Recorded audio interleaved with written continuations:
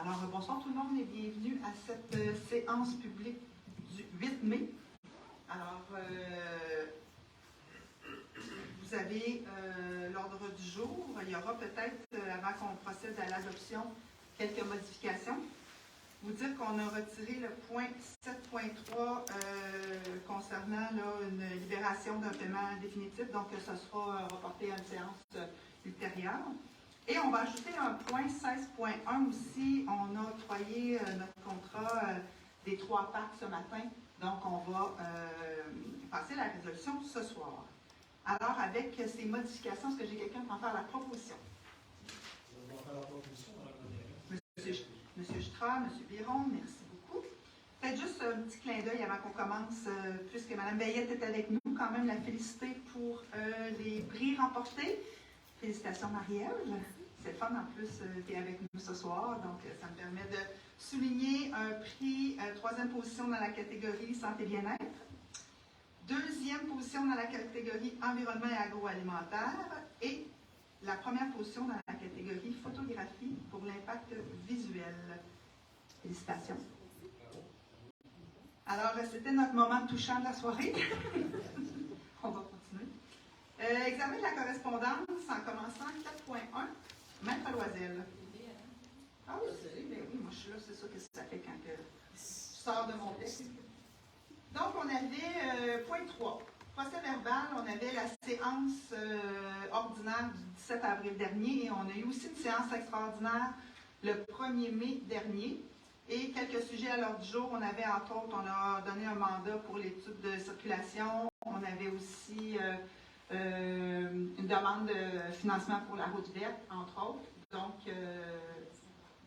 déplacement aussi de la fête nationale qui est partie du parc, est allée à l'aréna et est revenue dans le parc. Oui, c'est ça. Donc, avec ces détails, est-ce que j'ai quelqu'un pour en faire la proposition? On va faire la proposition, Mme la mairesse. Monsieur Jutra, est-ce que j'ai quelqu'un pour l'appuyer? Madame Aubin, merci. Examen de la correspondance maintenant, point 4, Maître Loisel. Oui, alors il y a 2 points. Dépôt ce soir sur la table du Conseil des correspondances suivantes. La Semaine québécoise des personnes handicapées du 1er au 7 juin 2023. Un appui, une demande d'appui. Et Maison des jeunes, le déclic, aide financière reçue. Lettre de remerciement datée du 23 avril 2023. Et un dépôt concernant un remerciement sur le financement que cette maison-là a reçu de la part de la Ville. Et puis de là découle aussi une résolution, mais pas pour déclic, mais pour la Semaine québécoise des personnes handicapées. Merci beaucoup. Donc, on souhaite à la Ville souligner la Semaine québécoise des personnes handicapées. Ça en est à sa 27e édition. Et c'est du 1er au 7 juin. Au Québec, il y a plus d'1 million de personnes qui ont une incapacité significative et persistante, les rendant susceptibles de rencontrer des obstacles dans la réalisation de leur activité de tous les jours. Et on sait que les municipalités du Québec ainsi que les citoyens et citoyennes qui les composent peuvent agir en ce sens pour permettre aux personnes handicapées de participer pleinement à la vie en société.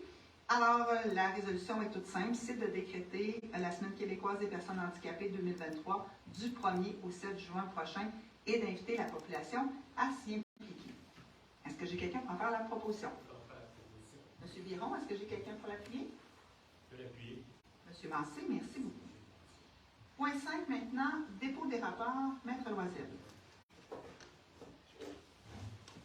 Oui. Alors, il y a 4 rapports statistiques des permis émis par le Service de l'aménagement et du territoire et de l'urbanisme durable pour le mois d'avril 2023. Technologie d'information, les rapports d'analyse de la vulnérabilité interne, 30 décembre 2022. Un autre rapport d'analyse sur la vulnérabilité externe. Et le rapport simulation d'hameçonnage du 7 janvier 2023, qui est aussi un dépôt. Merci beaucoup. Donc, point 6 maintenant, compte et payé. Pour les chèques, la période du 13 avril au 3 mai 2023, numéro de chèque 1026 à 1049 pour un total de 39 058,93. On a annulé le chèque 1035. Prélèvement maintenant pour la même période, 13 avril au 3 mai 2023, pour un total de 169 858,78. Dépôt direct, toujours la même période. Numéro des dépôts directs 40 557 à 42,20 pour un total de 852 369,26. Est-ce que j'ai quelqu'un pour en faire la proposition? Je le propose, Madame la mairesse, France Trudel. Merci beaucoup, Mme Trudel. Est-ce que j'ai quelqu'un pour l'appuyer? Je vais l'appuyer, Madame la mairesse de Jutras. Bon, merci beaucoup, M. Jutras. Petit copain. Cette gestion contractuelle maintenant. Un jeu comme dans la vie. Oui, c'est ça. Il faut placer des mots. Gestion contractuelle, pardon, 7.1. Monsieur Audet. Oui, en fait, par rapport à la gestion contractuelle, le nouveau projet de loi. Non, non, appel c'est- d'offres public. Oui. Oui, en fait, il y avait un soumissionnaire conforme au nettoyage des voies publiques qui était le maire et Poirier. Donc, quand il y a un seul soumissionnaire, c'est permis par la loi que la ville puisse négocier avec ce fournisseur-là. Malheureusement, on n'en est pas venu à une entente, donc on se tourne vers l'entreprise Miroir. Non, sur la prochaine. Là, on annule le contrat. Oui. Ok. C'est un peu difficile de l'expliquer juste comme ça, mais je vais expliquer donc tous les points. C'est toujours mon défaut. Je vais le faire comme ça, c'est parce que j'agis avec transparent, je présume. Mais donc voilà, il va y avoir un octroi à Miroir. La hausse quand même du contrat des voies publiques qui nous avait été proposée était de l'ordre de 225%. Donc c'est pour ça que l'administration a fait la recommandation aux membres du conseil de se tourner vers une autre alternative dans le but de la saine gestion des fonds publics. Merci beaucoup, Monsieur Audet. Donc, cette résolution-ci fait suite à celle tenue en séance ordinaire le 23 janvier dernier. Donc, ce soir, on annule le contrat, l'octroi du contrat numéro 401-200-20-747 pour des services de nettoyage de voies publiques sur son territoire, tel qu'il apparaît dans la résolution 90-04-2023, comme le disait M. Audet, à Lemire et Poirier. Et d'annuler aussi l'appel d'offres, le même appel d'offres numéro 401-200-20-747, visant l'octroi d'un contrat pour des services de nettoyage de voies publiques sur le territoire de la ville. Donc, pour l'annulation du contrat, est-ce que j'ai quelqu'un pour en faire la proposition? Je vais le proposer. Madame Trudel, est-ce que j'ai quelqu'un pour l'appuyer? Monsieur Biron, merci beaucoup. 7.2, bien, M. Audet vous l'a dit, on vient d'annuler notre contrat de nettoyage de rues, de voies publiques. Alors, ce qu'on souhaite, c'est octroyer un nouveau contrat parce qu'il faut faire le nettoyage des voies publiques et c'est plus que dû. Alors, oui, vous voulez acheter quelque chose? OK. Donc, on a une offre de service qui a été déposée par les entreprises Miroir, qui est datée du 4 avril et qui proposait des taux unitaires et horaires. Alors, je vais tout de suite avec la résolution. C'est d'adjuger le contrat, commande numéro 401-130-20-764, visant la location de machinerie avec opérateur pour le nettoyage des voies publiques sur le territoire de la ville, aux entreprises Miroir pour un montant maximal de 60 000 taxes incluses. D'autoriser le directeur du service à l'approvisionnement à modifier les taux horaires soumis en fonction de la variation du prix du carburant, donc nouvelle clause qu'on a ajoutée maintenant à tous nos contrats. Le tout dans le respect du montant maximal autorisé pour le contrat. De déclarer que l'offre de service déposée par les entreprises Miroir, datée du 4 avril 2023, et la présente résolution ou tout autre document relié à l'offre de service, font partie intégrante du contrat. Monsieur Audet? Oui, en fait, on en parle un petit peu plus tard, mais à la dernière séance, on avait parlé de la nouvelle politique de gestion contractuelle, puis c'était un souhait de l'administration, mais il nous avait été demandé par les élus aussi de modifier cette politique-là pour accorder un 10% aux fournisseurs locaux. Donc, c'est important pour la ville de Nicolette d'encourager ces fournisseurs locaux, mais il y a toujours cette dualité-là entre les fonds publics et les fournisseurs, donc on tente toujours du mieux notre possible de continuer d'encourager les gens ici, puis d'ailleurs, il y a beaucoup de fournisseurs locaux qui ont des contrats avec nous, c'est ce que je voulais mentionner. Et 10% pour les fournisseurs locaux, 10% aussi pour les fournisseurs qui ont des pratiques durables et qui soumissionnent à la ville. 7. Est-ce que j'ai quelqu'un pour faire la proposition? Je vais vous en faire la proposition. Alors, Monsieur Jutras, est-ce que j'ai quelqu'un pour l'appuyer? Je vais l'appuyer. Madame Trudel, merci beaucoup. 7.3 maintenant, point reporté à la prochaine séance. On y va maintenant avec les ressources humaines. Vous allez voir ce soir, il y a plusieurs points. Je vais vous les mettre en contexte, un à la fois. Donc, poste d'approvisionnement conseiller en approvisionnement, c'est un nouveau poste, la création d'un nouveau poste. En fait, on en avait discuté dans le cadre du budget qui vous a été déposé. Donc, on a procédé à un remaniement de la structure organisationnelle pour répondre de façon plus efficace et plus précise aux défis qui nous sont présentés.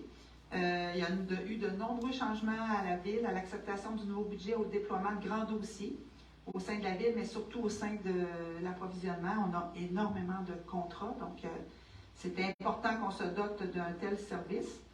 La Ville souhaite s'adjoindre une nouvelle ressource. On a embauché un directeur de l'approvisionnement, mais là maintenant c'est un conseiller qui va le supporter aussi dans ses fonctions. On doit bien sûr approuver la création de ce poste-là. C'est un poste syndiqué qui est reconnu à la classe 10 de l'échelle salariale en vigueur. On a eu le dépôt, la description de tâches de ce poste-là. On a affiché à l'interne et à l'externe une sélection de candidatures a favorisé une rencontre avec M. Christian Paré. M. Paré a passé tous les tests techniques, on a vérifié ses références, tout est positif. Et que selon le jugement de la direction générale, M. Paré possède des années d'exigence minimale à celles requises par son emploi, qu'au fin de la procédure d'intégration dans l'échelle salariale, il y aurait lieu d'attribuer l'échelon 1 de sa classe d'emploi, de la classe d'emploi de ce dernier. Alors, la résolution est de créer le poste syndiqué de conseiller en approvisionnement, d'approuver la description de tâches, de ratifier le processus d'affichage et d'embauche, et d'embaucher M. Christian Paré au poste de conseiller en approvisionnement de la Ville, et ce rétroactivement compté du 25 avril dernier à l'échelon 1 de la classe 10 de la Convention collective en vigueur. Est-ce que j'ai quelqu'un pour en faire la proposition? Madame Aubin, est-ce que j'ai quelqu'un pour l'appuyer? Je vais l'appuyer. Madame Trudel, merci beaucoup. 8.2 maintenant, c'est l'embauche d'une responsable de bâtiment aux travaux publics. Donc, c'est un poste pour remplacer quelqu'un qui occupait déjà cette fonction-là et qui est parti relever des défis ailleurs. Donc, on a affiché le poste à l'interne, à l'externe pour le responsable des bâtiments de la Ville. Ce processus-là favorise une rencontre de 2 candidats parmi 3 personnes ayant démontré de l'intérêt. Considérant que Mme Sylvie Lausière a démontré un intérêt, qu'elle possédait les qualifications, le potentiel nécessaire et les aptitudes requises pour occuper ce poste, tous les tests techniques ont été concluants, les références vérifiées et positives. Aussi, considérant le jugement de la direction générale, Mme Lausière possède des années d'exigence supérieures à celles requises par son emploi et qu'au fin de sa procédure d'intégration dans l'échelle salariale, il y aurait lieu de lui attribuer l'échelon 2 de la classe d'emploi 9. Alors, la résolution est de ratifier le processus d'affichage et d'embauche pour le poste de responsable des bâtiments, d'embaucher Mme Sylvie Lausière à ce poste rétroactivement au 3 avril 2023 à l'échelon 2 de la classe de ce poste. Et c'était l'échelon 2 de la classe d'emploi 9, selon les modalités de la Convention collective en vigueur. Est-ce que j'ai quelqu'un pour en faire la proposition? Monsieur Jutra, est-ce que j'ai quelqu'un pour l'appuyer? Je vais l'appuyer. Madame Trudel, merci beaucoup. 8.3 maintenant, ressources humaines, conseillère en ressources humaines, c'est la création d'un nouveau poste qui était aussi au budget qu'on vous a déposé. Donc, les besoins quand même sont importants au niveau du service des ressources humaines. Donc, on trouve qu'il y a lieu de créer le poste de conseillère en ressources humaines. On doit bien sûr, comme conseil municipal, approuver la création de ce poste-là. C'est un poste catégorie cadre reconnu à la classe 2 de l'échelle salariale en vigueur, qui va se retrouver sous la directrice du service des ressources humaines. Nous avons vu la description de tâches. La Ville a affiché à l'interne d'abord ce poste et une sélection a favorisé la rencontre avec Mme Marie-Jeanne Parr. Les tests techniques ont été concluants, les références ont été vérifiées, se sont avérées positives. Considérant que selon le jugement de la direction générale, Mme Parr possède des années d'exigence minimales à celles requises par son emploi et qu'au fin de procédure d'intégration dans l'échelle salariale, il y aurait lieu de lui attribuer l'échelon 1 de sa classe d'emploi. Alors, la résolution est de créer le poste de conseillère en ressources humaines, d'approuver la description de tâches reliées au poste, de ratifier le processus d'affichage et d'embauche et d'embaucher Mme Marie-Jeanne Parr au poste de conseillère en ressources humaines, et ce, à compter du 1er mai 2023. Est-ce que j'ai quelqu'un pour en faire la proposition? Je vais en faire la proposition. Monsieur Biron, est-ce que j'ai quelqu'un pour l'appuyer? Madame Aubin, merci beaucoup. 8.4 maintenant, service de la communauté, préposé à l'accueil, affecté à la bibliothèque. Donc, ce sont des remplacements, ce sont des postes occasionnels. Donc, c'est sûr que les gens ne font pas beaucoup d'heures et il y a parfois un petit peu plus de roulement. C'est ce qui fait que vous voyez passer souvent des affichages en lien avec le poste de préposé à l'accueil. Donc, on a fait l'affichage de poste à l'interne et à l'externe. Le processus a favorisé la rencontre de 2 candidats, soit M. Samuel Guilbert et Mme Valérie Noël. Donc, M. Guilbert et Mme Noël ont démontré un intérêt qui possédait les qualifications, le potentiel et les aptitudes requises pour occuper ce poste. Les tests techniques ont été concluants, les références ont été positives. Il s'agit donc, comme résolution, d'embaucher M. Samuel Guilbert et Mme Valérie Noël au poste de préposé à l'accueil affecté à la bibliothèque au statut occasionnel du service à la communauté, et ce rétroactivement à compter du 4 avril dernier à l'échelon 1 de la classe 1 de la convention collective en vigueur. Est-ce que j'ai quelqu'un pour en faire la proposition? Madame Aubin, est-ce que j'ai quelqu'un pour l'appuyer? Je vais l'appuyer. Monsieur Biron? Monsieur Massé? Monsieur Biron? Deux pour un. Des fois, vous avez la même voix. Oui? Je ne vous regarde pas. Il faudrait que vous nommiez votre nom quand vous proposez. 8.5. Aménagement du territoire et de l'urbanisme durable, c'est la création d'un poste d'aménagiste, mais avec un employé qu'on avait déjà. Donc, on souhaitait garder cet employé-là et on avait un besoin réel d'aménagiste au service de l'urbanisme durable. Donc, on a créé le poste d'aménagiste. Vous savez, le Conseil doit approuver la création de ce poste-là. C'est un poste syndiqué qui est reconnu à la classe 9 de l'échelle salariale en vigueur, qui se retrouvera sous la direction de Mme Demers. Considérant le dépôt, on a reçu aussi la description de tâches. Que la Ville de Nicolette a affiché ce poste à l'interne et qu'une sélection a favorisé une rencontre avec M. Philippe Bussière-Lavallée. M. Bussière-Lavallée a démontré qu'il possédait les qualifications, l'expérience pertinente et les aptitudes requises pour occuper la nouvelle fonction. Selon la procédure de la règle de promotion, il est recommandé d'attribuer l'échelon 1 de la classe 9 à M. Bussière-Lavallée. La résolution est de créer le poste syndiqué d'aménagiste à la Ville de Nicolette, d'approuver la description de tâches reliées au poste, de ratifier le processus d'affichage et d'embauche, et d'embaucher M. Philippe Bussière-Lavallée au poste d'aménagiste, et ce rétroactivement à compter du 17 avril dernier. Est-ce que j'ai quelqu'un pour en faire la proposition? Je vous le propose. Madame Trudel, est-ce que j'ai quelqu'un pour l'appuyer? Madame Aubin, merci beaucoup. 8.6 maintenant, politique régissant les conditions de travail du personnel étudiant et des stagiaires. Donc, on parle de temporaire, semaine de relâche et saison estivale. On propose un ajustement salarial. Donc, lors de la séance tenue le 11 mars 2019, on a adopté la politique régissant les conditions de travail du personnel étudiant et des stagiaires de la Ville par le biais d'une résolution. Que le Conseil, lors des séances ordinaires tenues les 9 mars et le 9 mars 2020 et 14 avril 2022, on a modifié la politique précitée par le biais d'adoption de résolutions pour s'ajuster aussi au marché. Considérant que la dite politique permet d'être révisée de façon périodique aux besoins.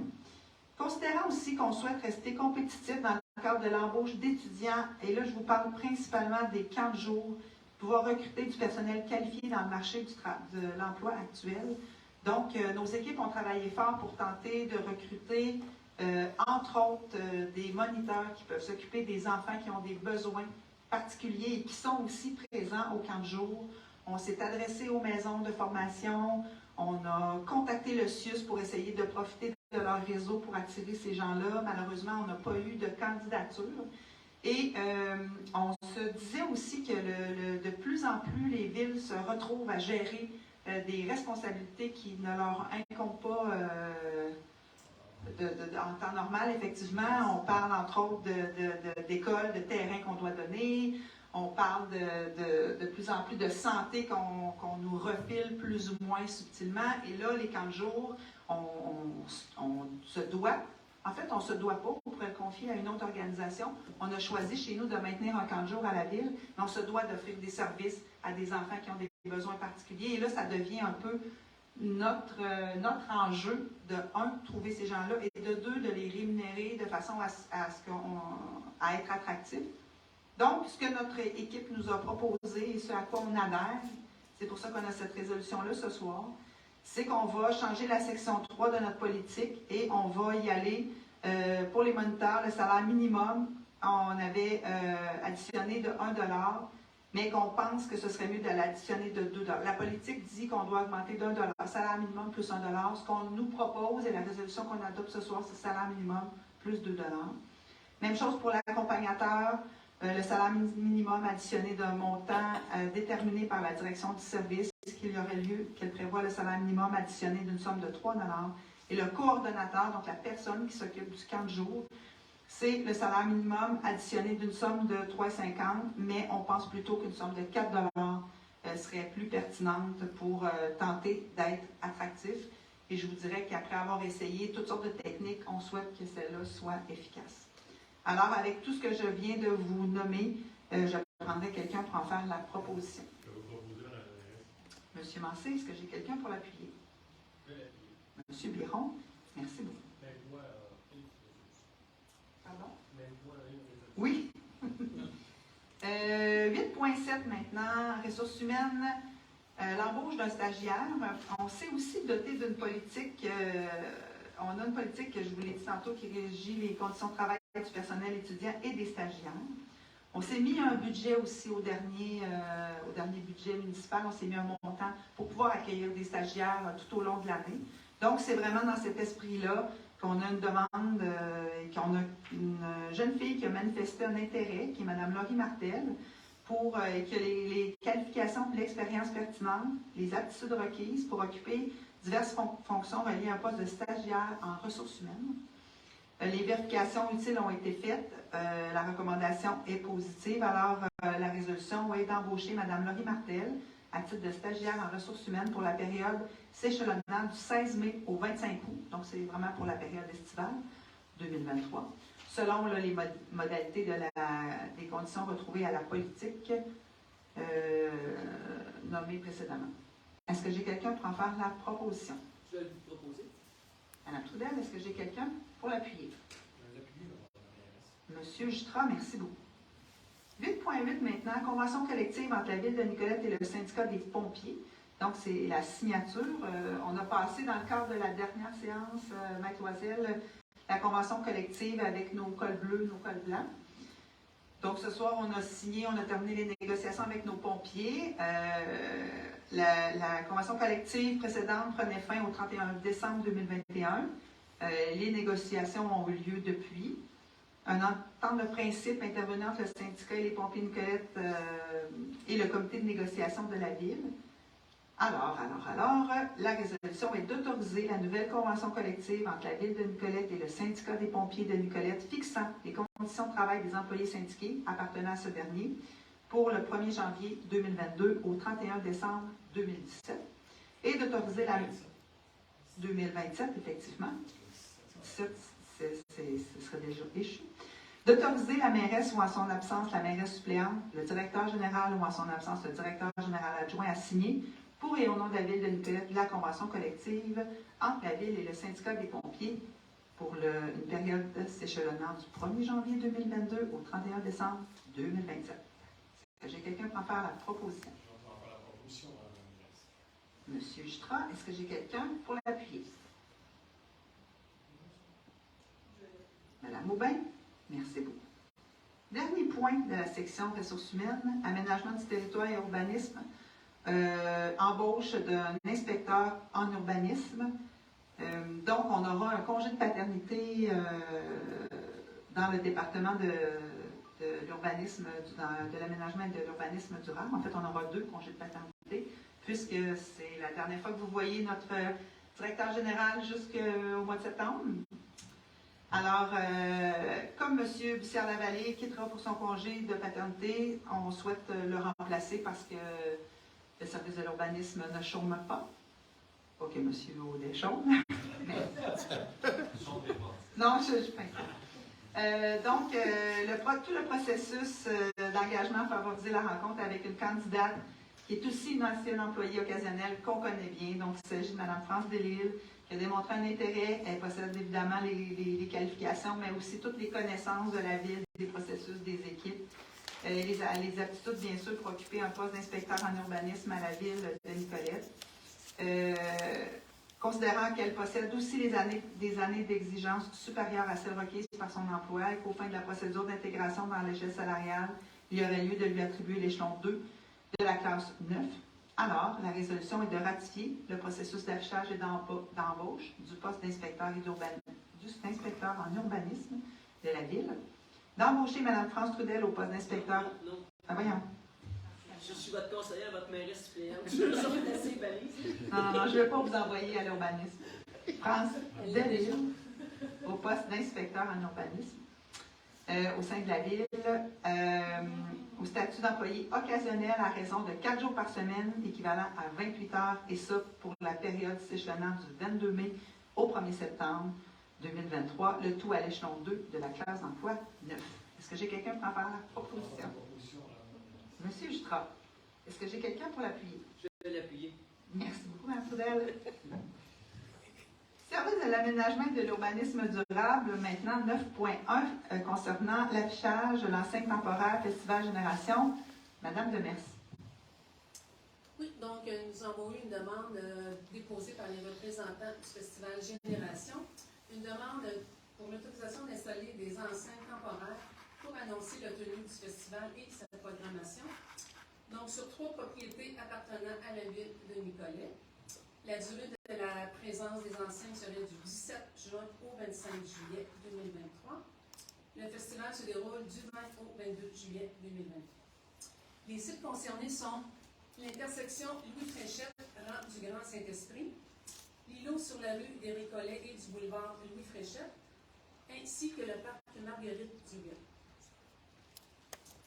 Donc, cette nouvelle demande vient modifier les dates préalablement autorisées par la résolution 332-11-2022.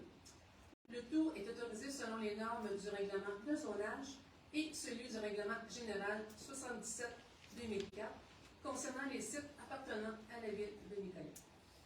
Donc, vous en faites la recommandation. Est-ce que j'ai quelqu'un pour en faire la proposition?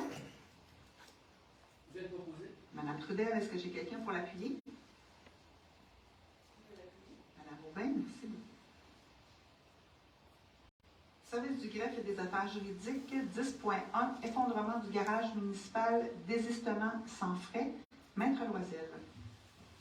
Oui, alors dans le cadre de l'effondrement du garage municipal le 22 février 2019, il y a eu une poursuite qui a été entreprise à la Cour supérieure et nos représentants légaux nous confirment qu'il y a plusieurs personnes qui ont été poursuivies, plusieurs défendeurs, et nos représentants légaux, dans le cadre du suivi de cette poursuite-là, nous recommandent un désistement sans frais en faveur de la compagnie FNX Innov Inc.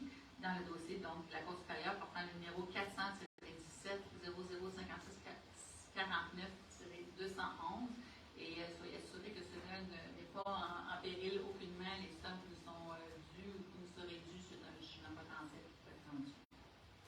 Merci beaucoup, mademoiselle. Est-ce que j'ai quelqu'un pour en faire la proposition? Je vais en faire la proposition. Monsieur Biron, est-ce que j'ai quelqu'un pour l'appuyer? Je vais l'appuyer. Madame Trudel, merci beaucoup.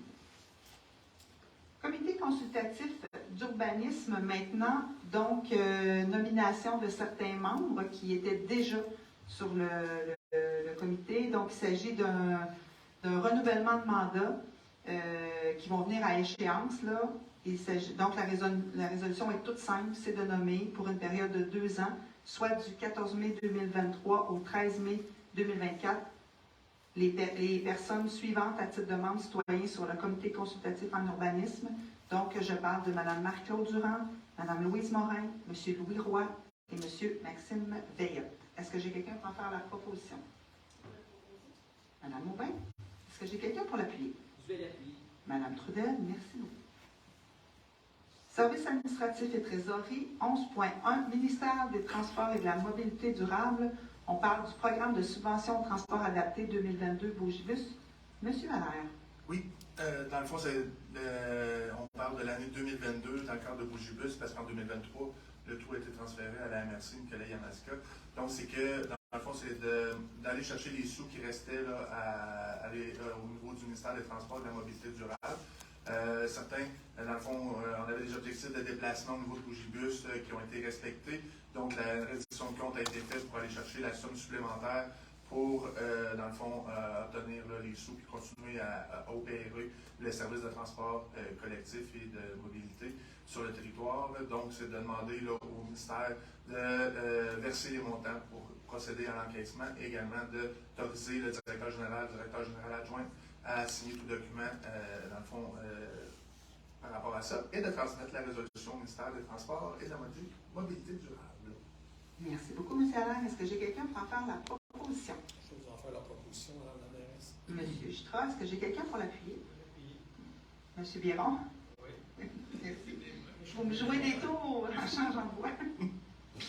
11.2 maintenant, ministère des Affaires municipales et de l'Habitation. On parle du programme d'infrastructure municipale d'eau, volet 2. Renouvellement de conduite aide financière 2023-2024. Vous savez qu'on a choisi de reporter les travaux majeurs qui devaient se dérouler dans le centre-ville et qui devaient débuter en 2023, en 2024, pour plusieurs raisons, mais entre autres, c'est que ce programme d'aide financière-là, qui s'appelle Primo, était venu à échéance, il n'y avait plus de sous, mais un nouveau volet, un nouveau programme a réouvert au mois d'avril. Quand même, Primo, c'est 50% d'aide financière sur des travaux de plusieurs millions qui vont se faire au centre-ville. Donc, on attendait l'ouverture et on déposera bien sûr une demande. En fait, c'est ce que la résolution stipule, elle nous autorise le dépôt d'une demande d'aide financière auprès du ministère des Affaires municipales et de l'Habitation dans le cadre de son programme Primo, volet 2. De s'engager à respecter, bien sûr, toutes les modalités du guide concernant le programme Primo du ministère des Affaires municipales et de l'Habitation. De s'engager, bien sûr, à payer notre part des coûts admissibles, des coûts d'exploitation. De confirmer que la Ville de Nicolette assumera tous les coûts non admissibles au programme Primo et d'autoriser le titulaire du poste de directeur des travaux publics, M. Charles Beauregard, à préparer, signer et déposer une demande financière auprès du ministère des Affaires municipales et de l'Habitation dans le cadre du programme Primo volet 2. Est-ce que j'ai quelqu'un pour en faire la proposition? Je vais en faire la proposition. M. Biron, est-ce que j'ai quelqu'un pour l'appuyer? Je vais l'appuyer. Mme Trudel, merci beaucoup. 11.3 maintenant, achat regroupé, un appel d'offres public avec l'Union des municipalités du Québec. M. Allaire. Oui, dans le fond, on est dû pour renouveler notre engagement envers le regroupement pour l'assurance collective là, des employés et des élus participants, soit de la période du 1er janvier 2024 au 31 décembre 2028. C'est considérant que c'est Mallette Actuaire Inc. qui s'est vu octroyer le mandat d'être le service de consultant indépendant requis par l'Union des municipalités du Québec. Considérant que la Ville de Nicolette souhaite maintenant confirmer son adhésion à la solution des regroupements d'assurance collective de l'Union des municipalités du Québec. Donc, c'est de confirmer l'adhésion de la Ville à la solution UMQ en matière d'assurance collective pour une durée maximale de 5 ans, soit du 1er janvier 2024 au 31 décembre 2028, et de mandater l'Union des municipalités du Québec là, pour agir à titre de mandataire pour la représenter dans ce contrat d'assurance collective, et également de s'engager à payer les différentes primes, les différentes rémunérations pour le consultant Mallette Actuaire, et s'engager à respecter les termes et conditions du contrat, intervenir avec la société d'assurance qui sera fait là, dans les prochains mois. Merci beaucoup, M. Allaire. Est-ce que j'ai quelqu'un pour en faire la proposition? Je vais en faire la proposition. M. Biron, est-ce que j'ai quelqu'un pour l'appuyer? M. Jutra, merci beaucoup. 11.4 maintenant, c'est un programme d'aide à la voirie locale, programme d'aide qui est géré par le député de Nicolas Bécancour en lien avec le ministère des Transports et de la Mobilité durable. Donc, c'est vraiment un programme d'aide discrétionnaire donc, du député, de notre député. Le programme testé vise à la réalisation de travaux d'amélioration qui permettent d'atteindre des objectifs tels que l'amélioration de la qualité de la chaussée, l'amélioration du drainage ou l'amélioration de la sécurité. La ville de Nicolette, on a fait quelques travaux. Les voici. Donc, route à Guillaume et le rang du Grand Saint-Esprit, le rang Saint-Alexis, le rang du Pays Brûlé, rang de la Grande Plaine près de la route du Moulin Rouge. Donc, on a, entre autres, changé des ponceaux. Considérant que ce projet est admissible à une demande de financement dans le cadre du programme précité et dont les coûts sont estimés pour l'année 2023 à 71 500 $, taxes incluses, on fait une demande au montant de 25 000 $. Considérant qu'afin de pouvoir déposer une demande d'aide financière, la Ville doit autoriser le dépôt de celle-ci, confirmer sa contribution financière au projet et autoriser un de ses représentants à signer la dite demande. La résolution, c'est de transmettre une demande d'aide financière de 25 000 $ au député de la circonscription Nicolet-Bécancour, au ministère des Transports et de la Mobilité durable dans le cadre du programme d'aide à la voirie locale, projet particulier d'amélioration par circonscription électorale, et ce pour l'exercice financier 2023, afin de pouvoir réaliser des travaux visant à assurer le déplacement des biens et des personnes sur le territoire et pouvant aider à stimuler le tourisme, la sécurité ou la fonctionnalité de notre route estimée à 71 500 $, taxes incluses, et d'autoriser le directeur des services financiers de la trésorerie, M. Allaire, à faire cette demande, à la signer pour et au nom de la Ville et ainsi qu'à transmettre tous les documents pertinents. Est-ce que j'ai quelqu'un pour en faire la proposition? M. Stra, est-ce que j'ai quelqu'un pour l'appuyer? Madame Aubin, merci beaucoup. 14.1 maintenant, Maître Loisel. Alors, le triathlon, on est rentré à la communauté. Oui. Alors, concernant le triathlon, il y avait une résolution qui avait été adoptée à la dernière séance ordinaire du Conseil. Et bien, il y a des modifications à faire, entre autres, concernant les noms des titulaires, parce que c'est très technique.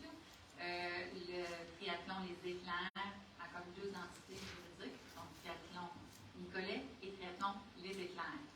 Celui qui organise le triathlon, c'est triathlon Nicolet. Alors, il faut s'assurer que ce soit les bons noms qui soient inscrits, bien évidemment. Alors, à cet effet-là, on s'assure, pour le faire, d'abroger la résolution qui avait été prise à ce moment-là. D'ailleurs, ce n'est pas la dernière, mais c'est l'avant-dernière, au mois de mars.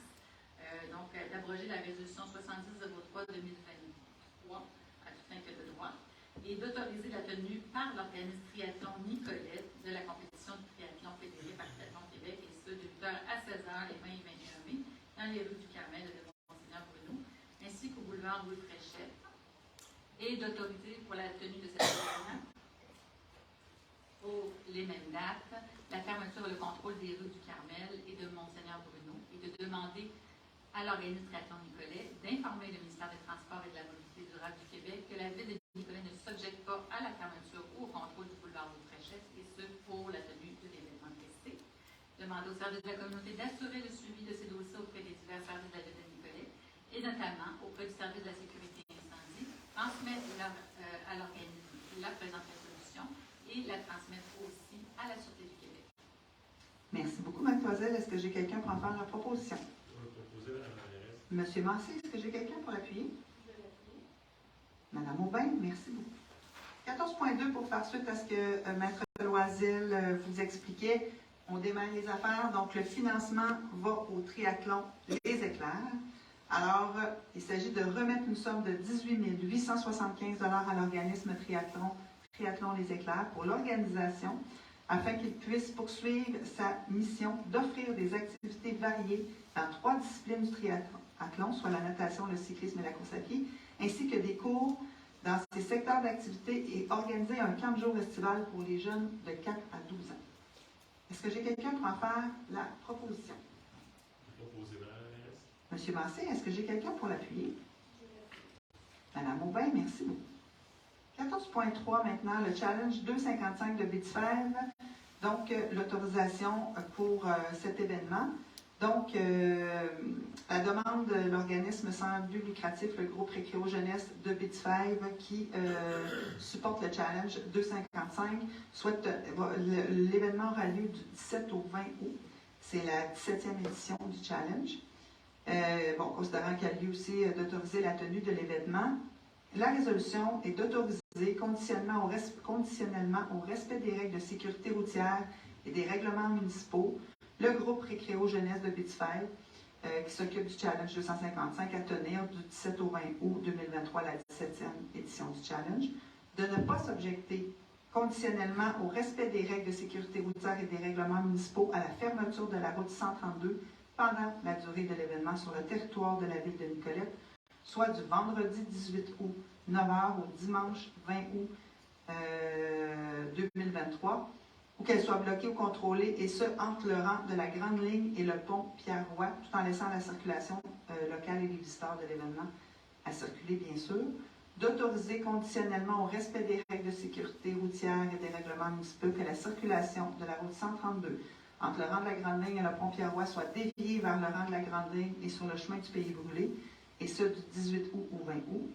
De demander au service à la communauté d'assurer le suivi de ce dossier auprès des divers services de la Ville et notamment auprès de la sécurité, du service de sécurité incendie.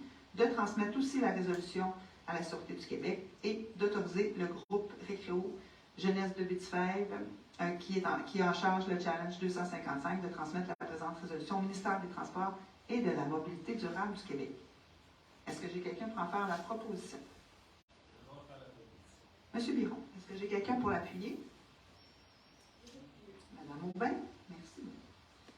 14.4 maintenant, la maison des greffés Linassir, donc défi vélo, 14 et 15 juillet. Qui passera chez nous à Nicolette. Donc, cet été, on aura énormément d'activités à la ville.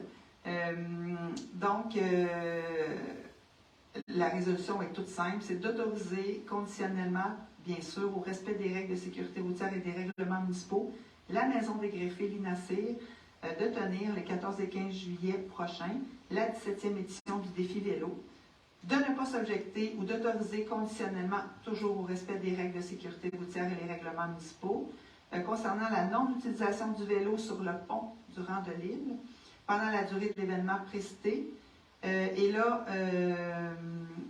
On contrôle ou bloque les voies de circulation suivantes. On parle du chemin du Pays Brûlé, la rue principale, la route 226 Est, le rang du bas de l'île, la rue Marguerite-Douville, le boulevard Louis-Fréchette, la rue Saint-Jean-Baptiste et le rang Les 60. De prendre acte qu'un arrêt est prévu à l'École nationale de police du Québec le 14 juillet 2023, et ce jusqu'au lendemain. De prendre acte qu'une escorte policière suivra le peloton de cyclistes. De prendre acte de l'arrivée de l'événement entre 15h et 16h le 14 juillet. De demander au service à la communauté d'assurer le suivi de ce dossier auprès des divers services de la Ville, notamment celui du service de sécurité incendie, de transmettre la résolution à la SQ et d'autoriser la Maison des greffés Linassir à transmettre la présente résolution au MPQ. Est-ce que j'ai quelqu'un pour en faire la proposition? Je veux proposer dans la mairesse. Monsieur Massé, est-ce que j'ai quelqu'un pour l'appuyer? Madame Aubin, merci beaucoup. Adoption de règlement et avis de motion 15.1, Madame Demers. Je pense que l'évaluation est déjà faite, fait que ce soir, c'est vraiment plus l'adoption. Donc, suite à la mise à jour de la cartographie relative aux zones exposées au glissement de terrain par les ministères concernés et la MRC de Nicolet-Yamaska, la Ville de Nicolet adopte le règlement de concordance en ce sens. Donc, mon collègue est en train de présenter 11 nouvelles cartes sur la cartographie pour les zones de glissement de terrain. Ce serait un petit peu long à expliquer, donc c'est un total de plusieurs superficies. Là, je vais y venir un petit peu plus tard. Le règlement modifie l'ensemble de la cartographie couvrant le territoire et le cadre normatif dans lequel on retrouve les dispositions réglementaires permettant, entre autres, l'analyse des demandes de permis de construction. La dernière cartographie avait été réalisée en 2015 et la nouvelle a été complétée en 2021. Chacune des cartes contient des modifications, donc on parle de retrait, d'ajout de zone, beaucoup de raffinement et de précision dans le découpage des zones. Comme c'était le cas avant la mise à jour de ce règlement, il est toujours possible, dans une situation où l'intervention est interdite, de faire une expertise géotechnique par un ingénieur dont les conclusions répondent aux critères d'acceptabilité établis dans le cadre normatif. Les principaux changements se résument ainsi, donc 4 grands volets, je pourrais dire, là où il y a des modifications. L'enlèvement de zone au niveau du bras de la rivière Marguerite, aux limites de Nicolet et du Grand Saint-Esprit. L'enlèvement de zone au niveau des ruisseaux Jacques-Bourgeois et Denis-Proulx à la hauteur du boulevard Louis-Fréchette. L'ajout de zone à Nicolet-Sud aux abords de la rivière Camille-Roy. Et des modifications de type de zone au niveau de la rivière Nicolet, de part et d'autre.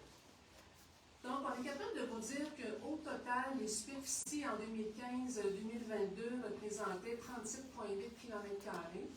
Et présentement, avec la nouvelle cartographie, il y a donc une baisse. On est rendu à 32,1 km².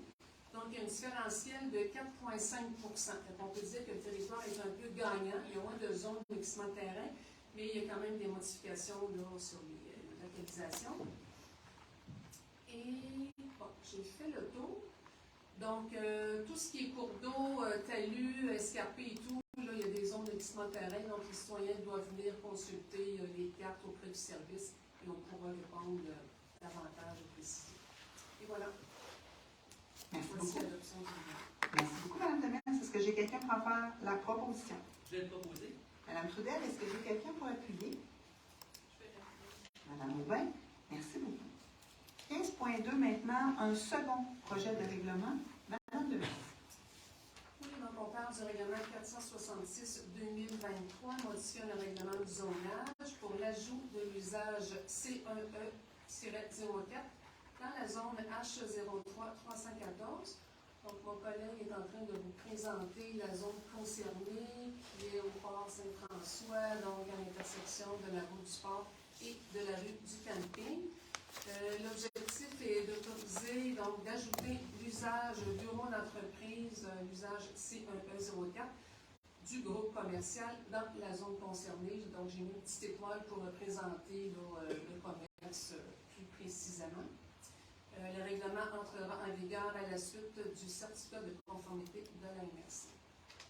Merci beaucoup, Mme Demers. Est-ce que j'ai quelqu'un pour en faire la proposition? Je vais le proposer. Mme Trudel, est-ce que j'ai quelqu'un pour l'appuyer? Je vais l'appuyer. Mme Aubin, merci beaucoup. 15.3, autre règlement. Mme Demers. Oui, le règlement 467-2023 qui modifie le règlement d'administration des règlements d'urbanisme. C'est en lien avec le règlement qu'on a adopté précédemment concernant les zones de glissement de terrain. On vient abroger 2 articles qui sont dans le règlement d'administration parce que le contenu est maintenant transféré à même le cadre normatif, donc le gros tableau à la fin qu'on voyait. C'est justement, on vient préciser que dans certaines conditions, il y a moyen de lever l'interdiction avec une étude géotechnique. C'est ce point-là, dans le fond, qui est retiré du règlement qui est ajouté dans le tableau du cadre normatif. Donc, le chapitre 3 et le chapitre 4 du dit règlement seront modifiés pour abroger les 2 articles mentionnés. Je ne les ai peut-être pas dit. C'est l'article 37.1 et l'article 51.1 qui seront abrogés. Et le règlement entrera en vigueur à la suite des délais de publication. Merci beaucoup, Mme Demers. Est-ce que j'ai quelqu'un pour en faire la proposition? Je vais le proposer. Mme Trudel, est-ce que j'ai quelqu'un pour appuyer? Merci beaucoup. 15.4 maintenant, toujours Mme Demers. Oui, on parle du règlement 468-2023 qui modifie le règlement général 407-2020. On avait procédé au dépôt le mois précédent, si je ne me trompe. Donc, ce soir, ce serait l'adoption du règlement. Ça vient modifier, c'est un projet pilote, dans le fond, qu'on adopte d'une année pour les îlots de biodiversité dans les cours des propriétés résidentielles. Le projet consiste à autoriser les citoyens à effectuer la gestion écologique de leur pelouse en effectuant la tonte différenciée. Ainsi, les citoyens pourront s'inscrire au projet pilote et pourront laisser pousser au-delà de 20 cm les herbes de leur pelouse et pourront y cultiver des fleurs indigènes. Bien évidemment, certaines normes de distance devront être respectées. On parle d'une distance de 2 mètres devant être tondue sur l'ensemble des limites du terrain du citoyen, ainsi qu'une distance minimale de 5 mètres de dégagement avec tout appareil combustible extérieur. Donc, on parle de foyer au bois, au gaz, appareil de cuisson extérieur, au charbon, etc. Donc, ces gestes peuvent favoriser de nombreux services environnementaux à l'échelle de la ville de Nicolet. Pour ce faire, les gens pourront s'inscrire dès l'entrée en vigueur du règlement et les informations à ce sujet seront diffusées prochainement. Merci beaucoup, Mme Demers. Est-ce que j'ai quelqu'un pour en faire la proposition? Je vais proposer. Mme Trudel? Mme Aubin, merci beaucoup. 15.5 maintenant, règlement concernant la gestion contractuelle de la ville de Nicolette. Monsieur Audet. Merci beaucoup, Madame la mairesse. Juste avant, je me permettrai, vous avez parlé tantôt de mon congé de paternité, donc je veux seulement remercier M. Allaire et M. Turgeon de prendre le relais pendant mon absence, qui ont gentiment accepté en fait de prendre le relais. Merci aussi à l'équipe de direction par rapport à ça. Je connais M. Turgeon, je connais la motivation en fait de M. Turgeon et Allaire de travailler avec les membres du conseil, donc je les remercie. Quant à la gestion contractuelle, en fait, depuis 2001, le maximum pour le crédit agré d'un gestionnaire municipal, peu importe la municipalité, était de 25 000. Donc, depuis 2001, en fait, ça avait été inchangé jusqu'au projet de loi 122. L'adoption, ça a été en 2017, puis ça permettait un crédit agré de 100 000. Je sais que des journalistes remportent des prix pour des articles. Peut-être qu'un prix pour un article a été remporté sur la lenteur administrative si la hauteur du gré à gré était restée le même que celui de 2001. Donc, le but d'augmenter ce gré à gré-là, c'est d'avoir une plus grande agilité administrative pour répondre un peu aussi aux besoins du temps, puis à une certaine instantanéité aussi des besoins citoyens. Il faut savoir quand même aussi que l'ensemble de nos contrats sont disponibles sur le site Internet. Donc, il y a une transparence entière de la part de l'administration nicolétaine. Il y a également une rotation des fournisseurs qui est encouragée par notre administration. Puis, il faut savoir que quand il y a des contrats de service, des contrats de fourniture qui sont de plus de 10 000 il y a une rotation de service aussi, il y a une invitation des fournisseurs qui est encouragée. On va jusqu'à 3 fournisseurs et on va souvent vers le plus bas soumissionnaire. Comme Mme la mairesse le mentionnait tantôt, on a fait l'embauche d'un conseiller à l'approvisionnement, on a professionnalisé ce service-là, c'était une volonté des élus, donc on a créé le service de l'approvisionnement. Voilà, on a professionnalisé en fait la fonction de l'administration municipale et des élus municipaux. Je pense que ce projet de loi, en fait, 122-là, amène cette confiance-là envers, je me permets de le dire, l'administration municipale et c'était le temps, donc on s'adapte à ce projet de loi. Merci beaucoup, M. Audet. Est-ce que j'ai quelqu'un qui souhaite en faire la proposition? Je vais en faire la proposition et aussi souligner tout le volet éco-responsabilité qu'on y a eu. Tout à fait. Merci beaucoup, M. Biron. Est-ce que j'ai quelqu'un pour l'appuyer? M. Strauss, merci beaucoup. 15.6 maintenant. Un dernier règlement concernant la délégation budgétaire de la ville de Nicolette. M. Audet. Oui, en fait, on adapte la délégation budgétaire un petit peu par rapport à ce que je viens de dire, donc pour donner plus d'agilité, plus de latitude pour répondre plus rapidement aux besoins. Donc, ça va un petit peu avec le règlement de gestion contractuelle tout juste avant. Voilà. Merci beaucoup. Est-ce que j'ai quelqu'un pour en faire la proposition? Je vais en faire la proposition et je souhaiterais l'éco-responsabilité aussi. Merci, M. Biron. M. Strauss, merci beaucoup.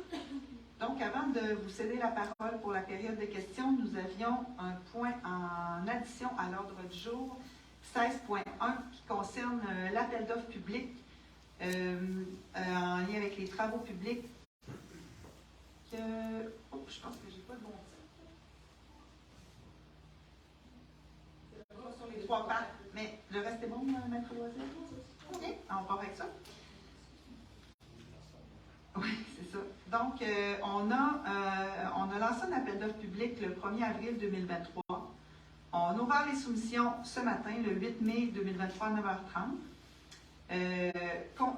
Là, je vous parle bien sûr de la construction de nos 3 parcs. On avait le parc des Jardins d'Anna, le parc Précieux-Sang et du Faubourg.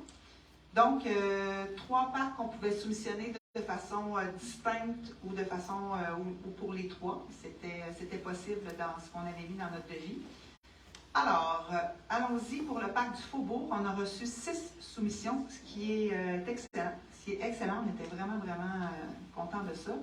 Et on a eu les entreprises PNP, JP Doyon, Lemairie Poirier, Tessier Récréoparc, Marc-André, paysagiste, et le plus bas soumissionnaire conforme et les entreprises JP Doyon au montant de 456 306,40. Deuxième parc maintenant, le parc des Jardins d'Anna. On a reçu 5 soumissions. JP Doyon, 9230 en Québec Inc., Lemire et Poirier, Tessier Récréoparc et Marc-André paysagiste. Et c'est encore l'entreprise JP Doyon qui a remporté l'appel d'offres au montant de 667 459,58. Et le dernier parc, celui du Précieux Sang. 6 soumissions ont été reçues, toujours les mêmes, les entreprises PNP, JP Doyon, notre Québec Inc., Lemire et Poirier, Tessier Récréoparc et Marc-André paysagiste. Et encore là, c'est les entreprises de M. Doyon qui a remporté au montant de 288 587,09. Fait important à souligner, c'est que nous avions reçu, souvenez-vous, une subvention du Primada pour le parc du Jardin d'Anna. Donc, Primada, c'est vraiment un programme d'aide financière dans le cadre de la municipalité Amis des aînés, au montant de 100 000 $ qui sera dédié au parc, au Jardin d'Anna. Alors, la résolution est simple, c'est d'autoriser, d'adjuger le contrat, les 3 contrats que je viens de vous nommer visant l'aménagement de chacun de ces parcs-là et de déclarer tous les documents d'appel d'offres incluant, mais ce non limitativement, le devis, le bordereau de prix, les annexes, l'addenda et tous les documents signés fournis, ainsi que ceux à fournir par JP Doyon lors du dépôt de sa soumission le 8 mai ce matin, ainsi que la présente résolution qui feront partie intégrante du contrat. Est-ce que j'ai quelqu'un pour en faire la proposition? Oui. C'est un parc que ça fait longtemps qu'on veut aménager. Effectivement. Soyons donc avec la disparition de la clôture, on a de plus en plus envie de... Qui s'aménage. Est-ce que j'ai quelqu'un pour l'appuyer? Je vais l'appuyer. Madame Truelle, et peut-être fait important, on vous présente ces parcs-là sous ces 3 noms-là, mais ces parcs-là seront renommés. On a confié le mandat au comité consultatif en urbanisme avec peut-être un œil particulier pour des noms de femmes. On en a très peu. Alors, ces 3 parcs-là auront... peut-être que le parc du Précieux Sang gardera l'appellation du parc du Précieux Sang parce que c'est vraiment un hommage à ces sœurs-là. Mais pour les 2 autres parcs, on fera... Ils étaient tous des femmes, effectivement. Mais pour les 2 autres parcs, on fera l'effort de les nommer en l'honneur de citoyens, citoyennes nicolétaines. Alors, c'est ce qui met fin à la partie séance publique. On serait prêt à prendre des questions, si on a des questions de la salle. Pas de questions? Parfait. Alors, je prendrai une période d'intervention des membres du conseil, si vous en avez. J'en ai pas, Mme la mairesse. Rien à dire ce soir. Rien à dire, Mme la mairesse. Parce que là... Madame Aubin? Oui, alors c'est une activité qui va avoir lieu, en fait, le 19 mai prochain, au Parc Éco-Maritime. En fait, c'est notre comité consultatif en environnement qui organise la journée de l'arbre. Donc, à chaque année, vous savez, la ville de Nicolette, on donne des arbres à nos citoyens. Cette année, on va le faire au Parc Éco-Maritime, donc le 19 mai, à partir de 13h. Et il y aura également des ornithologues sur place pour faire une visite spéciale des passerelles avec nos commentateurs spécialistes ornithologues qui pourront nous parler de cette belle faune et flore de ce parc qui est quand même bien particulier parce qu'il paraît qu'il y a des oiseaux qu'il n'y a pas ailleurs. Puis, donc, je pense que ça vaut la peine d'en parler. Donc, le 19 mai prochain, il y aura des petits groupes de formés. Je suis en train de s'organiser, mais je pense qu'il va y avoir une visite à 13h, une à 14h, une à 15h. Et puis, venez chercher les arbres aussi. Voilà. Merci. Merci beaucoup, Mme Aubin. Monsieur Biron. Juste un petit rappel, pendant tout le mois de mai, même une partie du mois de juin, salez votre Roundup, salez vos tondeuses. On ne fait pas le gazon, on laisse pousser les pissenlits, donc on donne une première chance aux abeilles pour butiner. Donc on vous invite à le faire au moins jusqu'à mi-juin. Merci. Merci, M. Biron. M. Massé. M. Stra. Merci beaucoup tout le monde. Merci beaucoup aux gens qui se déplacent à chaque séance pour venir nous voir. C'est toujours un plaisir. Merci aux journalistes d'être dans la salle. Merci à l'équipe aussi. Et bon congé de paternité, M. Audet, vous allez nous manquer. Mais nous, on va continuer à être là et à tenir le phare. Donc, merci beaucoup tout le monde. Je prendrai quelqu'un pour lever la séance. M. Strom, elle vous manque votre partenaire? Alors, je pense. Madame Aubin. Merci beaucoup. Merci beaucoup tout le monde.